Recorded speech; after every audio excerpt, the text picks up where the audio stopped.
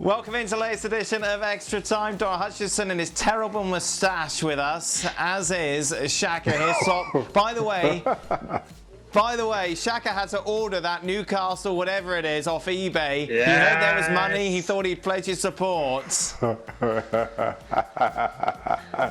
trying to make a comeback. I'm available. Yeah, I bet you are. Bet you are, Shaka. The first question's about Newcastle. Which manager should they sign? Rafa Benitez, Pochettino, Allegri or Favre? Let's go with you, Don. Wow, good question. Lucien Favre would fit well, but my ideal manager, I think, would be Pochettino, you know. I think Max Allegri is destined for bigger and better things. I'm not sure he would take the Newcastle project on. But if Pochettino went to Newcastle, he would be adored like you wouldn't believe. Shaka Hislop, Kevin Keegan. I agree with well, it would be nice, but in all seriousness, I agree with Don. Pochettino, as a manager who knows English football in the Premier League, I think he'll be the easiest fit, and also has some experience in building what was a Spurs team on.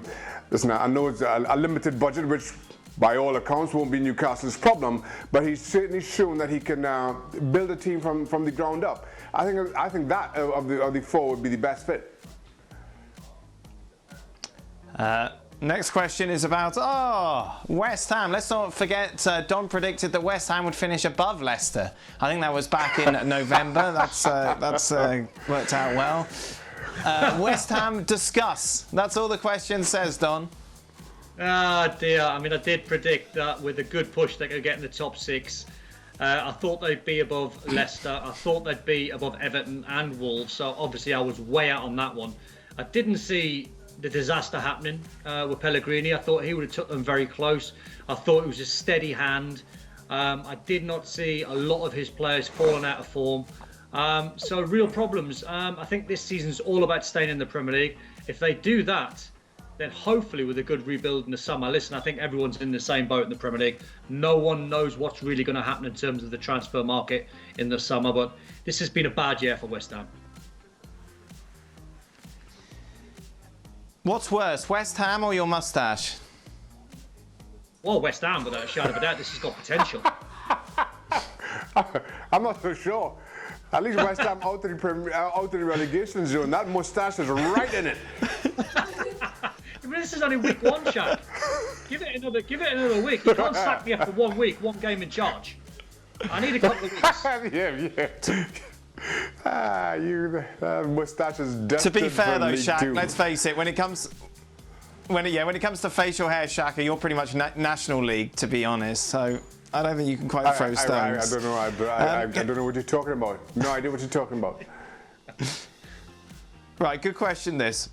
Who was the best, this is for you, Don, English striker in their prime? Alan Shearer, Gary Lineker, or Michael Owen?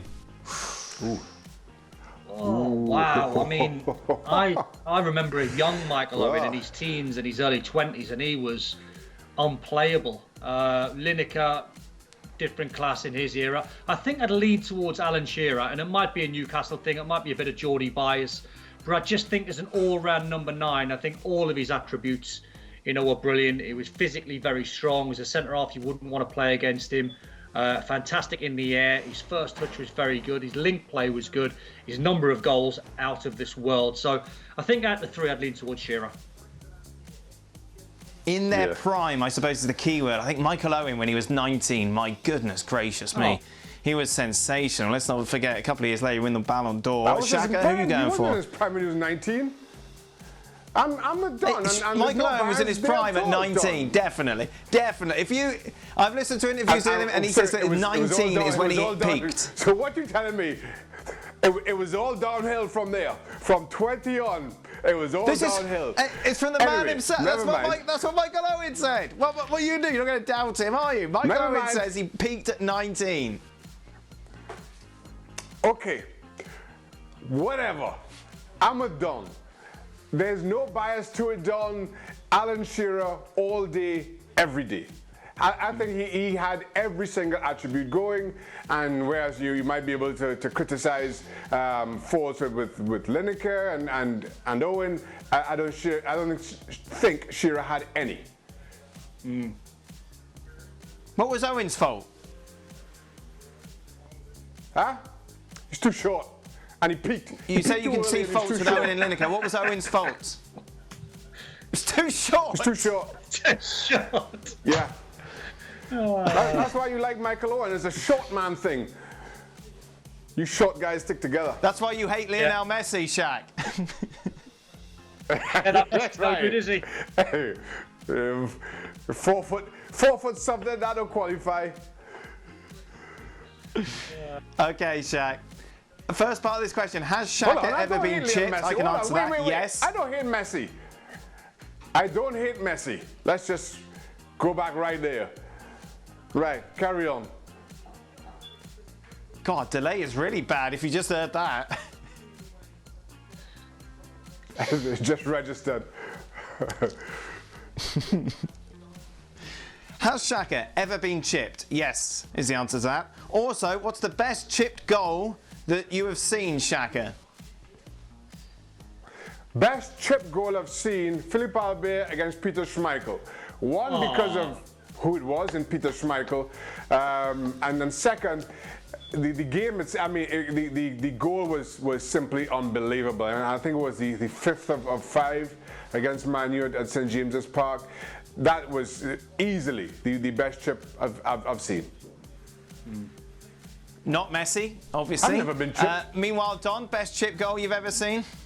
I mean, I'd love to say Albert being a Newcastle fan, but as soon as you asked the question, Eric Cantona against Sunderland came to mind at at Old Trafford when he just had the ball on the edge of the box and then he's chipped the goalkeeper, then it's stuck in the stanchion. It was like, and he just stood there at Old Trafford and he just sort of said, yeah, whatever, collars up, so arrogant, so Cantona. But I think Albert is very, very close. This is a great question for you, Don. You ready for this? No. Which Premier League player does Don liking himself today? Ah, that is unfair. Stevie G's retired, Yes. so I can't, you know what I mean? It's like, that's unfair. I don't know who plays. I mean, I've got a little bit of Tom Davies in me, where he likes to tackle and he likes to sort of snap people. But I'm trying to think of someone with a little bit of. I had a bit of flair at times. Do you know what? I'll just go out on a limb. I'll say Tom Davies because I can't start amalgamating 2 or 3 players. Do you hear that, Shaq? Oh, someone who's got a little bit of flair. Yeah, I was a jack of all trades, master. Somebody's got a little bit of flair, likes to tackle, can score goals. Yeah, okay, Don. When you think Don Hutchison, you think flair. That's the first thing that comes to mind. You ask Evertonians when I wore that armband with number 10 on my back. It was all about flair.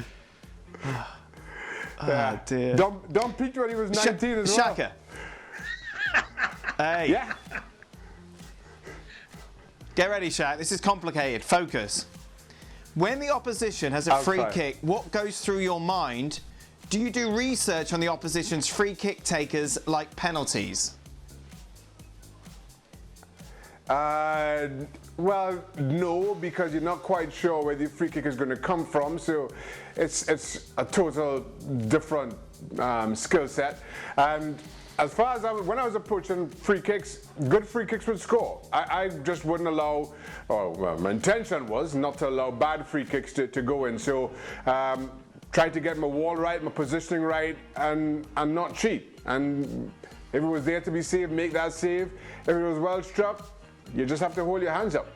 Shaka, here's one for you, because I can remember having an argument or a discussion with David James at West Ham for hours and hours and hours after a training session. And what are you, Shaka? You must be 6'5", 6'6", good, reach, and you can get across your goal line. Why wouldn't goalkeepers have no wall so you get plenty of time to see the free kick, but then stand in the middle of your goal and you can go 3 or 4 yards left, you can go 3 or 4 yards right? Why do you give us so much room for error?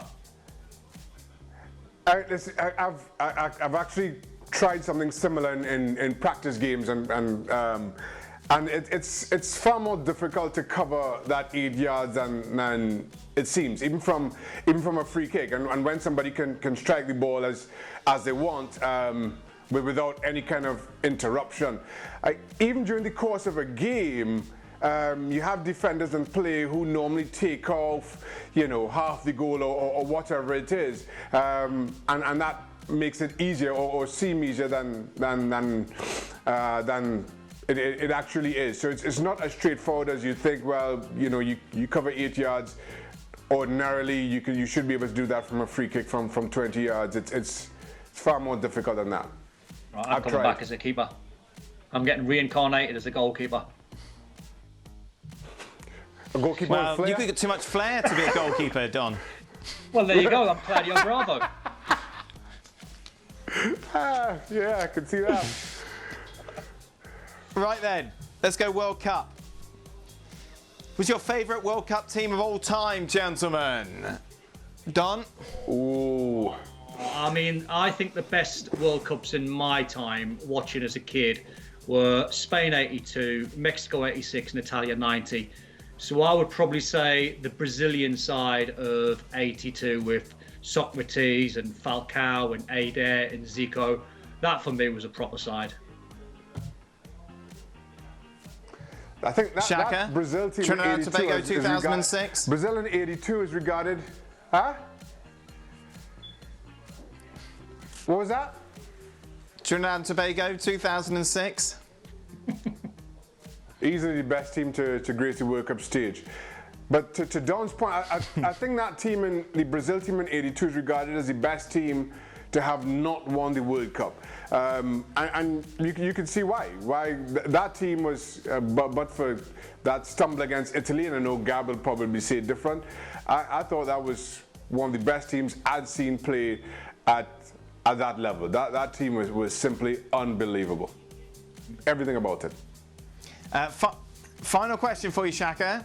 If you were to do a power rankings on which FC crew members are holding up best during the quarantine? Well, Don would be down the bottom, looking at that moustache. Up near the top of it, I'd probably have Craig, because he's used to being alone and talking to nobody. And then Andy can play golf. Yeah, as long as he gets to play his golf, he's fine being ostracized from the rest of humanity. Stuart Robson seems to be doing quite well. He's working out, losing weight. I haven't seen Gab for a few days, so I'm going to question how high he is. Probably just off the bottom, thanks to the aforementioned moustache. How are you doing, Dan? I don't. You just here, baking strange cakes. I'm not sure where you'd place. I am here. I'm not certainly nowhere near the top. let's be honest. My 6-year-old is making sure of that. I saw your cake. That rainbow cake, Dan, had me a bit concerned. Oh. Hey, I tell you what, it tasted great though. It tasted really good. Although it couldn't really taste worse than it looked, to be fair. Yeah, well, I think that is I think that's a good point to end.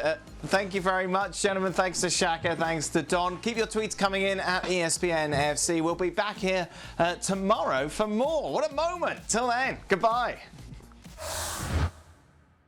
Well, thank you very much for watching ESPN on YouTube. For more sports highlights and analysis, be sure to download the ESPN app. And for live streaming, premium content, and let's not forget as well, ESPN FC 7 days a week. Subscribe to ESPN Plus.